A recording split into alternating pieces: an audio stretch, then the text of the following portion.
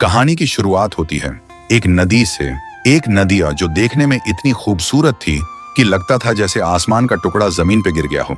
उसका पानी इतना ठंडा था कि लोग गर्मियों में वहीं नहा के सुकून पाते थे।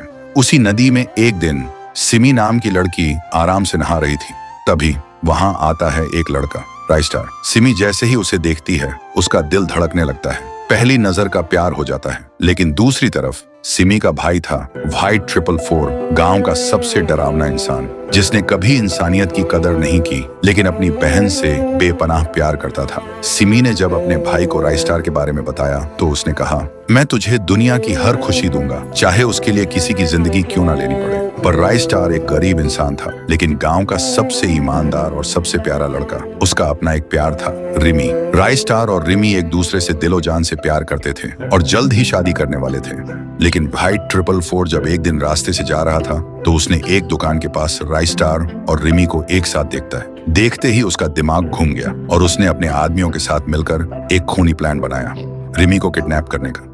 एक दिन जब रिमी बाजार से जा रही थी, व्हाइट 444 के आदमी आए और उसे उठा के ले गए। लेकिन राइस्टार का जिगरी दोस्त ज्ञान भाई सब देख चुका था। ज्ञान भाई सीधा राइस्टार के पास गया और सारी बात बताई। राइस्टार बिना कुछ सोचे अपनी बाइक उठाकर सीधा व्हाइट 444 के अड्डे पर पहुंच गया। वहां रिमी को बंदी बनाकर रखा गया था।